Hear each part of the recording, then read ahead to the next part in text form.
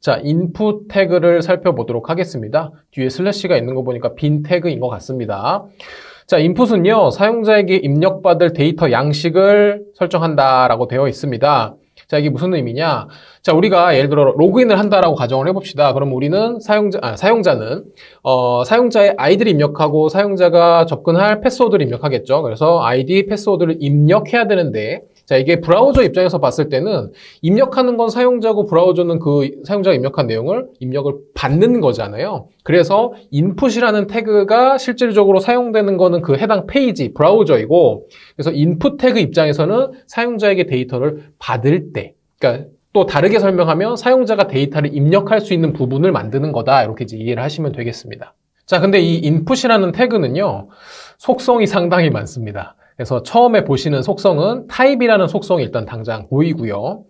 그 밑에 내려가 보면 데이터 종류의 값이라고 되어 있는 부분은 이 타입은 이제 데이터의 종류를 의미하는데 좀 뒤에서 살펴보고 이 타입에 작성할 수 있는 값들을 제가 명시해 놓은 거예요. 값이 워낙에 많아서 제가 값들만 따로 명시를 해놨고, 자, 우리가 첫 번째로 본 속성은 타입.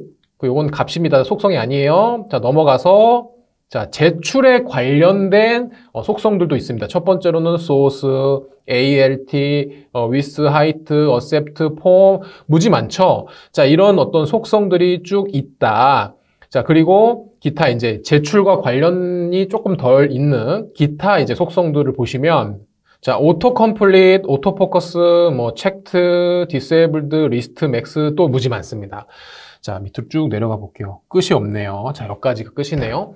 자, 이렇게 인풋에 작성할 수 있는 속성이 상당히 많습니다. 왜냐하면 이 사용자에게 입력받을 수 있는 것은 일반적으로 이제 사용자가 쓰는 어떤 글씨뿐만이 아니고 사용자가 입력할 수 있는 데이터가 굉장히 많거든요. 뭐 숫자부터 시작해서 사용자가 가지는 의사, 뭐 예를 들어서 yes라던가 no라던가 이런 것들의 유무, 그러니까 이런 것들 이제 일반적으로 이제 불린이라고 하는데, 그래서 사용자가 동의를 하는 건지 동의하지 않는 건지, 뭐 그래서 체크를 하거나 표시를 하거나 체크 표시를 하지 않거나 뭐 이런 다양한 데이터들을 우리가 이제 인풋이라는 것을 통해서 입력을 받을 수가 있습니다. 그래서 인풋은 사용자가 입력받은 뭐 파일 같은 것도 있겠네요. 뭐 파일을 입력받거나 이미지를 입력받거나 뭐 기타 양식들을 입력받을 때 이 인풋이라는 태그가 활용되기 때문에 딱 하나의 종류만 우리가 명시를 할 수는 없겠고 굉장히 다양한 종류로서 사용자에게 데이터를 입력받을 때 쓰는 태그이기 때문에 그것을 아우르는 속성이 상당히 많은 편입니다.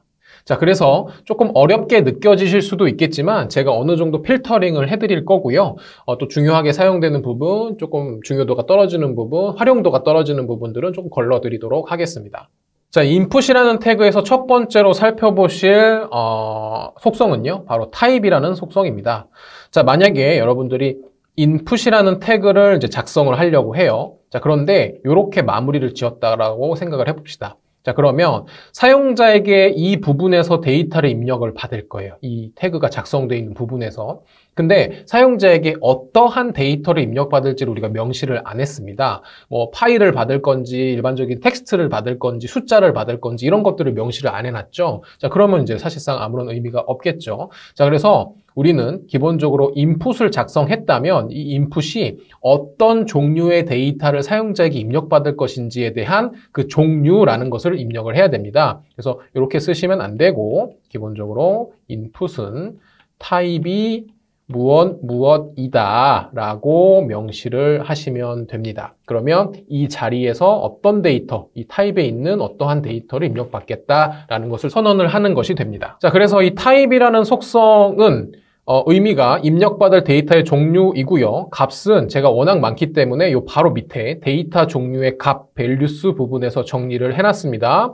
자, 그런데 기본 값은 텍스트입니다. 그래서 만약에 여러분들이 input이라고만 작성을 하시면 이것은 input 타입은 텍스트라고 작성한 것과 동일한 의미를 가지게 된다라는 것을 꼭 기억해 두세요. 자, 근데 일반적으로 우리가 이제 이 인풋에 어떤 내용이 들어갈지 기본값을 다 외우고 사용하는 것이 아니기 때문에 명시적으로 이 타입은 텍스트라고 정의를 내려주시면 좋겠습니다.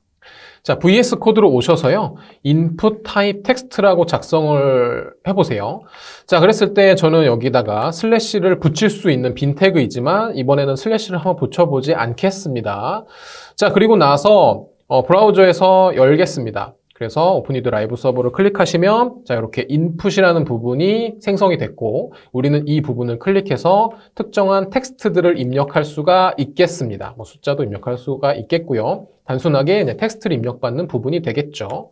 자, 그런데 아까 제가 이메일을 입력받는 형식으로 이제 이 부분을 만들었었거든요. 그래서 기억이 나시는지 모르겠지만 인풋의 타입은 뭐 예를 들어서 이메일이라고 입력을 할 수가 있습니다. 그러면 이 인풋은 이메일 데이터를 입력받는, 즉 이메일 양식에 어긋나지 않는 이메일 양식에 충족하는 그 데이터를 입력받겠다라고 우리가 선언을 할 수가 있습니다. 자, 이렇게 이메일이라고 선언을 하신 다음에 역시 저장을 누르시고 브라우저에 가보시면 특별하게 달라진 것은 없습니다.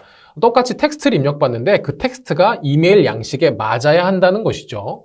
자, 그래서 물론 이제 우리가 전송을 하지 않으면 딱히 이메일 양식에 맞는지 아닌지를 유효성을 검사할 수는 없겠지만 네, 일단 이메일을 입력할 수 있다라고 이렇게 이제 이해를 하시면 되겠고요. 자, 만약에 타입 부분에다가 제가 체크박스라고 입력을 하겠습니다. 자, 그러면 화면에 가서 저장 누르시고 화면에 가서 보시면 이 텍스트를 입력받는 박스였었는데 자, 이렇게 체크를 하거나 체크를 하지 않는 형태의 입력 박스로 바뀌었습니다. 인풋으로 바뀌었습니다.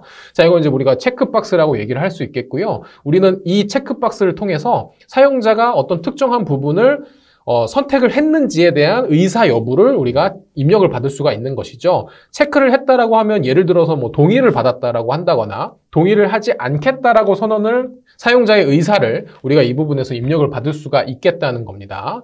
자, 그리고 다시 넘어가셔서요. 자, 여기서 radio라고 작성을 해보세요. 자, 그리고 저장을 하면 자, 화면에 어떻게 보이십니까? 체크박스는 네모난 박스였는데 이번엔 동그라미 박스가 완성이 됐습니다. 자, 이 부분을 클릭하면 딱 동그랗게 점이 찍힙니다. 하지만 취소가 되지 않습니다. 이번에는 자, radio라는 것이 무엇인지도 역시 뒤에서 우리가 속성의 값들을 살펴볼 때 이 radio도 같이 한번 살펴보도록 하겠습니다. 어떠한 특정한 의미를 가지고 있습니다. 자, 이런 식으로 우리가 이 input이라는 태그를 통해서 다양한 형식의 데이터들을 우리가 입력을 받을 수 있다. 그거에 대한 데이터의 형식, 즉 타입을 우리가 타입이라는 속성에다가 명시를 함으로 해서 입력받을 데이터의 종류가 달라진다 이렇게 보시면 되겠습니다. 자, 그러면 우리가 타입이라는 이 속성에다가 어떠한 값들을 입력할 수 있고 그 값이 어떤 것들을 의미하는지를 살펴보도록 하시죠.